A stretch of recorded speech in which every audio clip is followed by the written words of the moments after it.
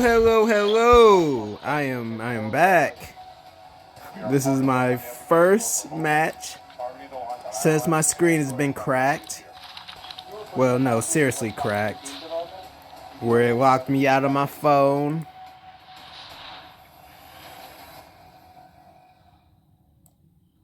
So, you have a new Star Wars movie for me? Yes, sir, I do. Amazing. I'm really excited to get started on this one. CGI technology has come a long way. Oh, it has? Oh, it has. So I think we should use it in, every scene, every single scene. I don't know if that's necessary, sir. Most of the script is people standing around talking about politics. Well, what better way to make those scenes more interesting than by having them be 95% computer generated? I feel like there might be a better way. We can also make most of the characters in CGI too. It just feels like as technology gets better through the years, this might not age well. I don't think you understand how good this CGI is going to look. It's going to be photorealistic if the photo is a screenshot of a PS2 cutscene. Oh, like a PlayStation 2 cutscene. That does sound fancy. Yeah, it's never going to get any better than that. We need to go all in right now. You're probably right. Oh, I am. So what happens in the movie? Oh, well, at the beginning of the movie, Padme's decoy is going to be killed in an assassination attempt. Oh, no. Yeah, it's going to be really sad. As she's dying, she's going to be like, I'm sorry I failed you. Failed her? Wasn't that literally her job? Yeah, I guess she didn't really understand the job description, because she did great. Well, so anyway, Obi-Wan and Anakin are assigned to protect Padme, just in case there's another attempt on her life. and what's going on with Anakin? Well, he's about 10 years older now, and boy, does he have his creepy pervert stare on lock. Oh, good for him. Yeah, and he's like obsessed with Padme, so he's just going to be throwing those in her direction the whole movie. Oh, he is? Yeah, at a certain point, it's going to get so bad that Padme's going to have to be like, please stop looking at me like that, and that's just going to make it worse. Huh. So anyway, they have to keep Padme safe, right? So they place her in a secure room or something? No. They put her in a normal room with a big old window. But they stay in there with her? No, they had some cameras in there, but she shut them off because Anakin was making her uncomfortable, always watching her in a creepy way. Oh, this guy's a predator. Yeah, Darth Vader's a real horn dog. Jeez. So anyway, this flying thing shows up and drops a couple of murder worms into her room. Murder worms? Why not explosives again? Well, after they killed the decoy, the bad guys decided they needed to be a little more discreet. Why? I don't know. Well, okay. So Anakin and Obi-Wan save her and then chase down the assassin. Very exciting. Yeah, and it turns out the assassin was hired by another assassin bounty hunter guy, Django Fett. Wait, an assassin hired an assassin? Yeah, the assassin hired an assassin to assassinate somebody and then followed the assassin to supervise the assassination and then assassinated the assassin when the assassination went wrong. Okay, I'm pretty sure that doesn't make sense, but you said the word assassin so much that I'm all thrown off and I'm just gonna go with it. Great. So what else happens? Well, Padme needs to be protected some more because there's all kinds of incompetent assassins after her. Right. So the Jedi decide that Anakin should be the one to go with her to a romantic home planet and take care of her. Oh, were there not any other Jedi? Oh, there are a ton of other Jedi, but they're going to send this irresponsible, pervy one with incomplete training. Interesting choice. Yeah, besides, all the important Jedi need to sit around and talk about their feelings, so they can't go. Right, they freaking love talking about their feelings. So Anakin and Padme head over to Naboo, and he's just trying super hard to get into her space pants. And she's not into it? Not at all, until he finally strikes a chord with a little speech about how much he...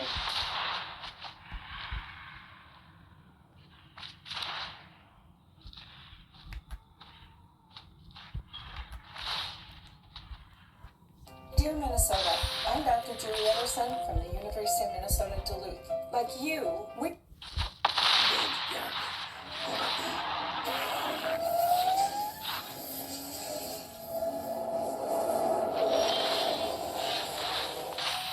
Remember it. Welcome back, everyone. It's Charlie. This will be my full X-Men 97 episode 5 video. So many WTF moments. I know there's lots of questions because it seems like they killed off half of the characters at the end of the episode. So we'll break it all down. If you're brand new to the channel, be sure to subscribe to get all the episodes. If it wasn't clear from the progression in the first couple of episodes, things have gradually been getting crazier and crazier as episodes go along. There are 10 episodes total, so imagine how much more nuts it's going to get before the finale. Careful for spoilers. If you haven't seen the episode yet, we'll start at the beginning. We're going to do shot by shot, talking about Easter eggs and WTF moments. Starting with the episode title, Remember It, a reference to the line that Gambit goes out on at the end of the episode while he sacrifices himself, telling Master Mold to remember his name. Gambit is definitely the MVP of this episode. I know there are all kinds of theories. Is he actually dead because Rogue is touching him with her bare skin? She's not feeling his life force like she feels with other living beings. I do think that he's dead right now, but I don't think he'll be dead forever. Because remember, Cable shows up in the episode, and that's the big time travel trope. There are a lot of different ways that they can save Gambit either by the end of this season or during season 2. Remember, there are going to be at least 3 seasons of X-Men 97, so they don't have to bring everybody back by the end of this season. Like, there can still be people dead at the end of this season that they bring back in future seasons. But they seriously killed off most of the characters at the end of this episode. Like, there are still some people that are left alive, but they just wiped most of Genosha. R.I.P. Everybody pour one out for all the mutants that just died. This time, Gambit does the previously on X-Men line at the beginning of the recap portion of the episode, mostly because it's a very big Gambit episode. Previously on X-Men. This time they changed the X-Men intro scene again, adding a scene of Cable versus Apocalypse. Great to see him come back. We knew that Cable was going to come back this season. I wasn't quite sure about Apocalypse, but this just confirms it. So we get this scene having Apocalypse in the present, also because Apocalypse's body looks exactly like it did in present day. And during the Age of Apocalypse future timelines where he came from, Apocalypse always had gotten way more powerful by that point. Notice Cable also runs in the frame as they transition to the Phoenix scene to reference his origin story. The whole reason Mr. Sinister cloned Jean Grey in the first place, at least in the comics, was so that he could obtain a being with access to the powers of the Phoenix. In the comics, Mr. Sinister wanted Madeline Pryor to have the powers of the Phoenix as well, didn't gain access that way. But during that original version, that version of Madeline Pryor didn't get any of Jean Grey's powers from the comics. Mr. Sinister got pissed off, declared her a failure, and basically just got rid of her. The TV show simplified that and explained that she did get all of Jean Grey's powers, but she didn't get Phoenix-level powers. She only got Jean Grey's memories, so she thought that she had the Phoenix Force when she didn't actually have it. They're still missing the intro scene of Storm because she's still not with the team. We'll actually get the conclusion of the Storm cliffhanger from last week in next week's episode. They added a scene of Gambit and Nightcrawler fighting Stryker's men in Genosha. They're wearing similar armor from last week's episode when Jubilee was remembering their adventure being trapped there on Genosha while Stryker was controlling the island. Notice Nightcrawler is also using a sword, so this is a bit of a callback way back to the original series. During the actual opening scene, the news broadcaster starts questioning how mutants were created. She's doing this expose on the X-Men mutants just in general. The atomic testing theory is a reference to Professor X's origin story and how he originally got his powers in the comics. In present day, like the new backstory for all mutants is that they have the X gene, like they just evolved to get the X gene. But originally in the comics, they explained that Professor X got powers because his parents were scientists working on the Manhattan Project, atomic testing, while his mother was pregnant with him, and he was bombarded with all that nuclear radiation. I'm a therapist who does therapy, and some people think that's strange. The thing is, though, therapists are human beings just like you. If you've been thinking about or know that you need to go to therapy, listen. It's not abnormal, weak, or weird to feel overwhelmed, angry, depressed, confused, when life is chaotic, or you're grieving, or you just started a new job, or you cannot stop arguing with your partner. We therapists don't just listen. We have years of education. I want to eat something. I want to kill someone. I want to get like, I do want to, like, kill you, this bitch. Oh, my opponent, you are so going down. We also had all the X Factor scenes in last week's episode to sort of tee up those characters showing up in this episode. Most of the different X-Men give interviews to Trish here, but they start with Beast because he's the most well-spoken X-Men next to Professor X, who's way better at doing PR like this than, say, like Magneto. She mentions the history of the X-Men, Professor X, mostly to remind you of the original X-Men team, but also to remind you about Professor X. Like, there's a lot of mentions, a lot of name drops of Professor X during the episode in different places. Mostly to remind you that he's still alive out there in the Shi'ar Empire and will eventually come back.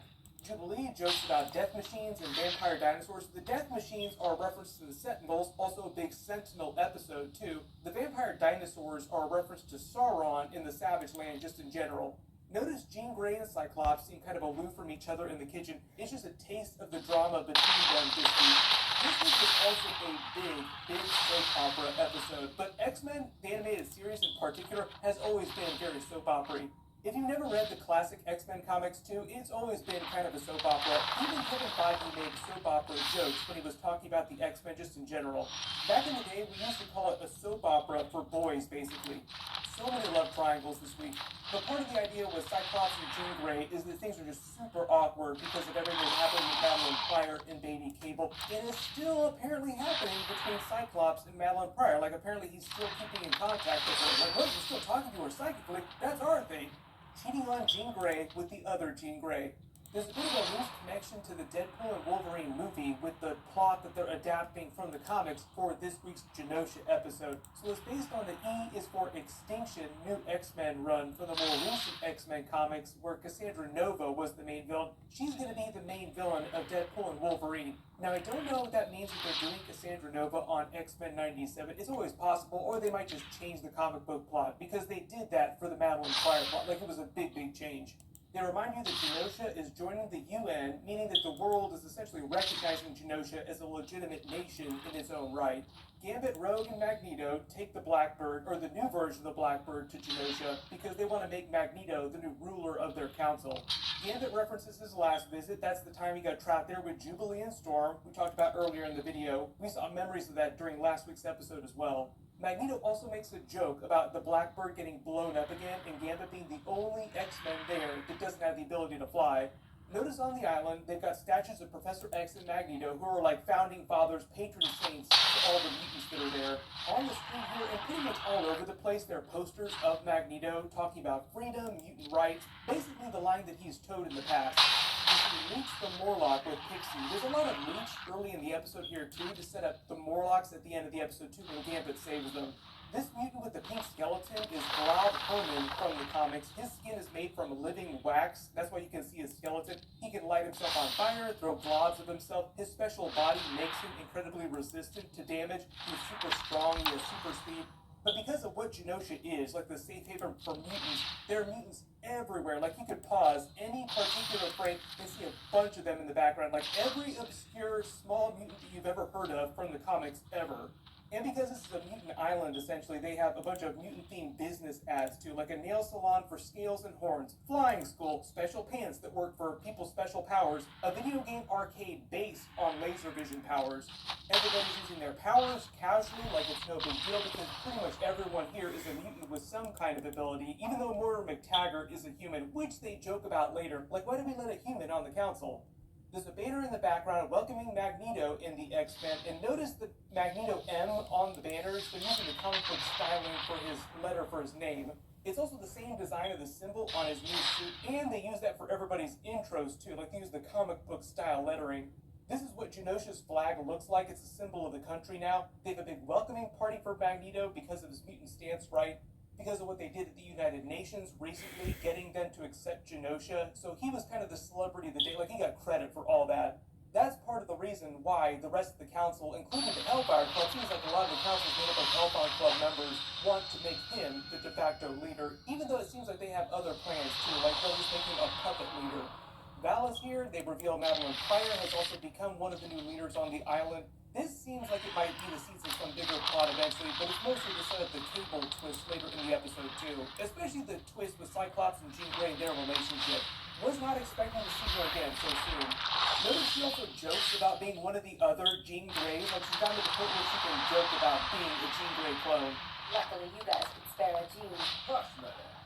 We always better than one. Gambit pointing us up like pointing on me makes a reference to two. When it says two are better than one. Three, though, the three is a reference to the Magneto love triangle drama.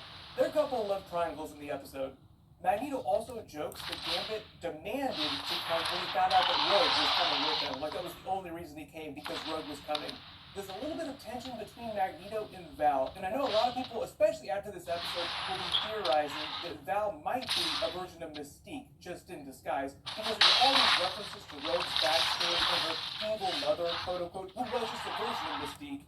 And during a lot of the ending scenes, you see Val staring in horror at what's happening with Rogue and Magneto.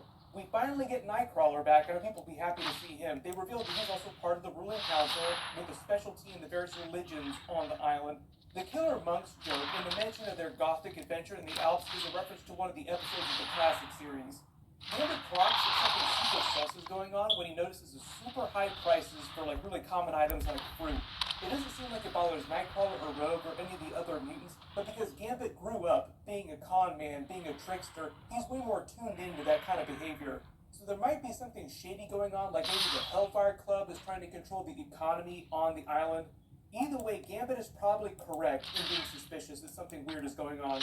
I also think part of the idea is that they want to show that just because mutants got Genosha, like just because this is mutant island, doesn't mean it immediately solves every single problem that they ever had. It doesn't just allow them to move all the problems they did have to a specific place. As they flash around, people are dancing in the streets. This is Multiple Man. He's an X Factor character who was featured during Forge's Pictures in last week's episode. This is Dazzler. Back at the X Mansion, Cyclops gives the worst interview ever. He's like the worst person in this episode to be talking on camera about mutants and X-Men. He makes another joke about not being able to take his glasses off. They call her Jean Grey Marvel Girl, which was her original code name back in the comics. The love that spans galaxies is also a callback to the Phoenix arc in the Shi'ar Empire, where they went to another galaxy. They reveal that she's actually hiding underneath the lake using her telekinesis to block the water away from the interview. Wolverine also jokes about this too because he's trying to hide from being interviewed as well. All these different memories that Jean Grey is looking at are actually just scenes from classic episodes of the original series. Very important here, she references not knowing which memories are hers and which are Madeline Pryor's, because this is a question that a lot of you guys were asking on my videos earlier about when she was swapped out for Madeline Pryor. Like, when did Mr. Sinister take her and put in the clone?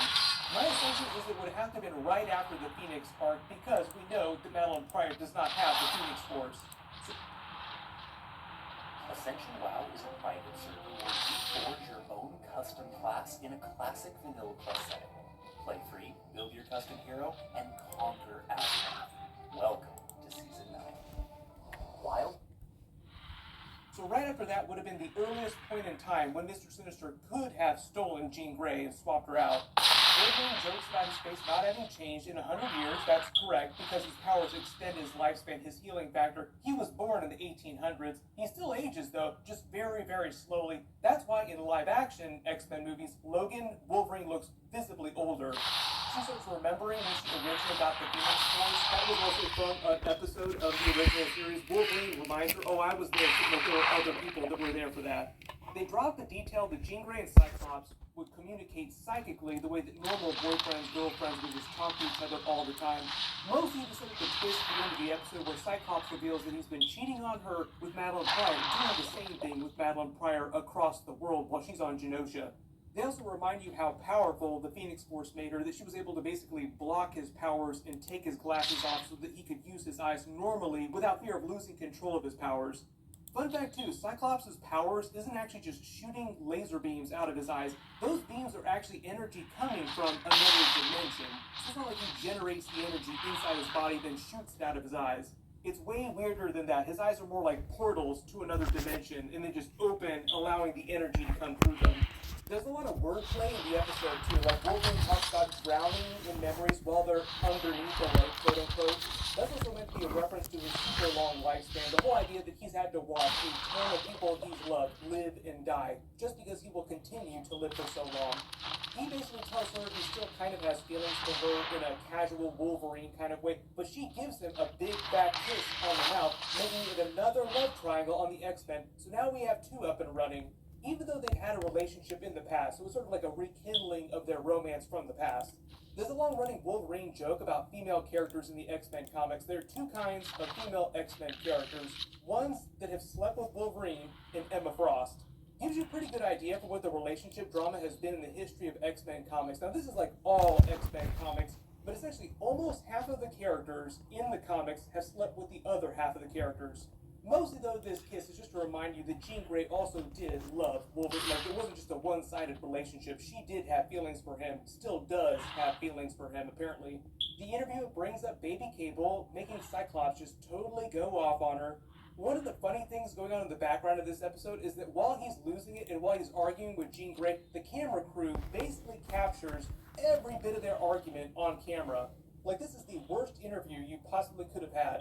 Then back on Genosha, we find out that most of the Hellfire Club is on the ruling council. Maybe that's not a big surprise. Seems kind of shady. Obviously, they'd be trying to work some sort of angle there. This is Sebastian Shaw. We have Emma Frost. This is Callisto of the Morlocks, and this is Moira McTaggart, who they referenced in an earlier episode. Emma Frost basically explains what's going on to Magneto about how they want him to be their poster boy. And even though they want him to rule the council, it seems like it might be a false king sort of situation. Like, it doesn't seem like Emma Frost will willingly give up all that power. The way that Moira McTaggart talks about it, though, they actually wanted Professor X to rule the council, but because he's quote-unquote busy right now in the Shi'ar Empire, Magneto was the next best option for that. And Magneto wants Rogue to rule the council with him for more political reasons because people trust the X-Men more than they trust him. They also clarify exactly what happened between Magneto and Rogue in this episode, confirming a lot of people's theories. They're pretty clear, though, that Rogue doesn't want to have anything to do with him, at least in a sexual way. Like, she doesn't have any feelings for him anymore, even though Magneto admits to still having feelings for her. Things get pretty steamy in this episode. Cyclops and Jean Grey talk about baby Cable, and as they kiss, she starts seeing into his mind and sees that he's been talking psychically to Madeline Pryor, basically catching him cheating on her red-handed. A lot of people wondering about this. Is it really cheating if it's a clone of the original, and technically Cyclops didn't know that it was a clone at the time? You can consider that as not technically being cheating. Like, he's kind of cheating, but he's not cheating on her. But because after the fact, like after she left, he continued to talk to her psychically, that is definitely cheating. What they might be doing here is just driving her more towards Wolverine. Like, they'll double down on her relationship with Wolverine for a little while. When Jean Grey feels the stab of psychic energy here, just like Madeline Pryor later, that's because of Cable's arrival from the future. She has that connection to Madeline Pryor, so she's sensing that tangentially. Back on Genosha, Rogue reveals the total truth about her history with Magneto to Gambit. Her evil mother, quote-unquote, who knew Magneto, was secretly a version of Mystique. She takes her to the Savage Land when she was younger, where his base is. That's where most of these flashbacks take place. If you didn't watch the original series, they did a backstory episode for Rogue's history in her mother. This torn clothing, comic book reference, as is their relationship. They have a very paint me like your French girls kind of moment as their relationship turns into a thing. They confirm my theory about why Magneto was able to touch her without draining his power. It's because his electromagnetic powers created a barrier of protection around his body. She explains why they eventually broke up, because she learned how messed up that Magneto was, all the trauma of his origin still heavy on his mind, World War II, concentration camps, basically some of the worst possible trauma that someone can experience. Magneto even winds up having more PTSD flashbacks at the end of this episode too, when they're attacked by the Sentinels. Then it almost seems like she and Gambit kind of break up temporarily while she's going to rule on council like Magneto. Now, obviously, things go down very different by the end of the episode, and it seems like there's kind of a weak point by the end of the episode. But I think this actually informs a lot of Rogue's scenes with Magneto later when they're dancing, and she realizes that she still loves Gambit. She doesn't really care about Magneto. Right after they break up, if you look up in the sky, when it pans up into the sky where the fireworks are going off over the Hellfire Gala, you can actually see the outline of the Watcher actually watching the Hellfire Gala go down. Very loose connection to the What If series in Uatu, the Watcher, just watching what's happening in this particular universe, because this is not meant to be the MCU. This big party is meant to be the Hellfire Gala that was mentioned in Peter Parker's Spider-Man in Venom's newspaper article earlier this season. We see Nightcrawler dancing again with Dazzler, and this is Azazel next to them. Angel comes back. Big surprise here. Everybody asked me when Angel would come back to the series. He's still got all of his upgrades that Apocalypse gave him when he made one of the Four Horsemen, but he is smiling here, so his disposition got a little bit better. You really have to start feeling for Gambit here when Rogue starts dancing with Magneto in midair. It turns into like Gambit's worst NTR nightmare. Like, oh my god, I need to get out of here. But if it wasn't clear from her body language, she very clearly is not enjoying this, is all for show, just so the rest of the people see this as a united front, like a stronger leadership. Madeline Pryor gets the same psychic spell that Jean Grey got, also because Cable is showing up, and Jean starts seeing through Madeline's mind a bunch of flash of memories from her visions in episode 3. She also hears Cable's warning to turn off the music before it actually happens. Then Cable comes back in present day, running around warning everyone at the party about the impending Sentinel attack. He warns Madeline, who recognizes him as her son, that, oh my god, you made it, this is great.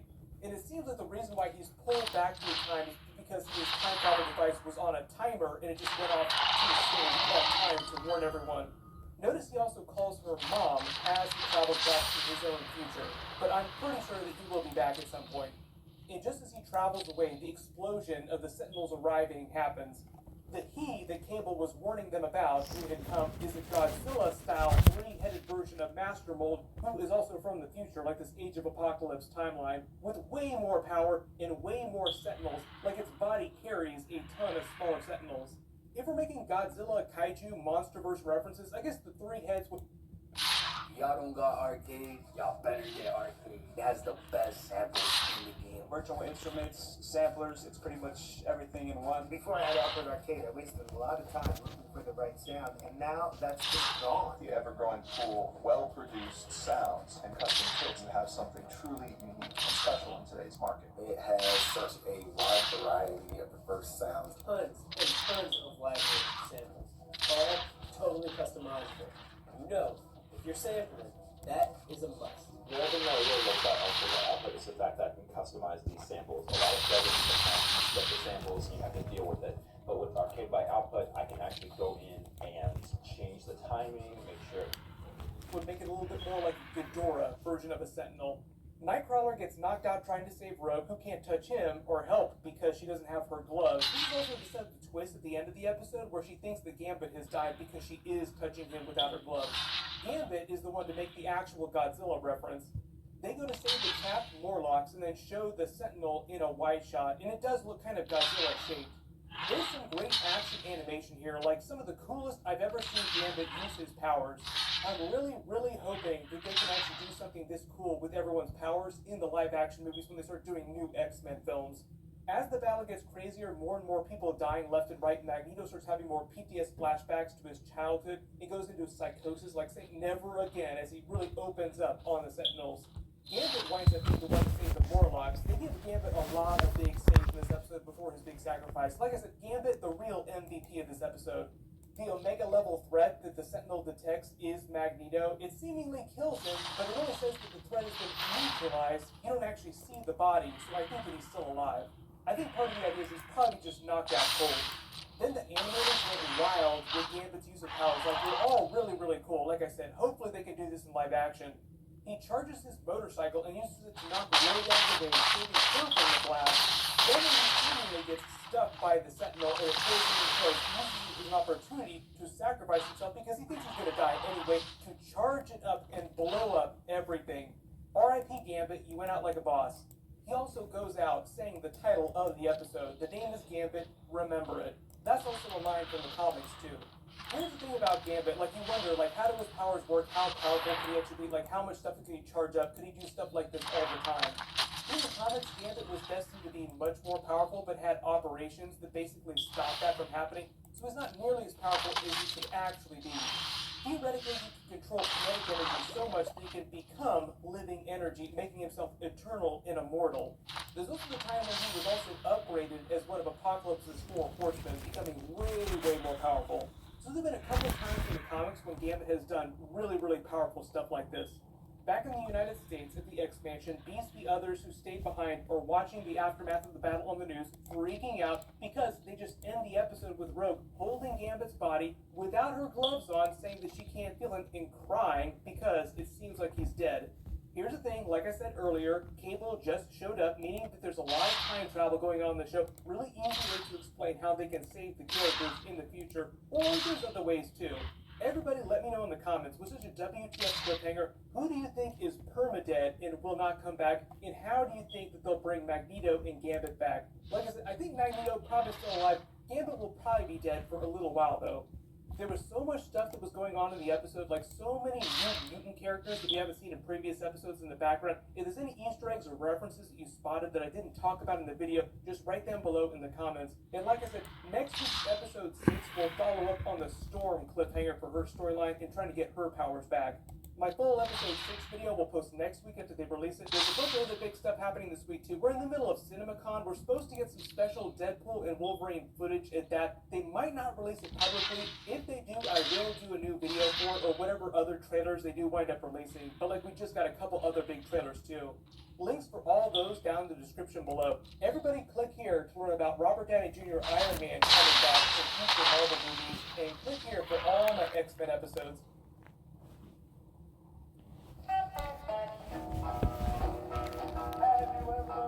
Swing, she's got a fire, and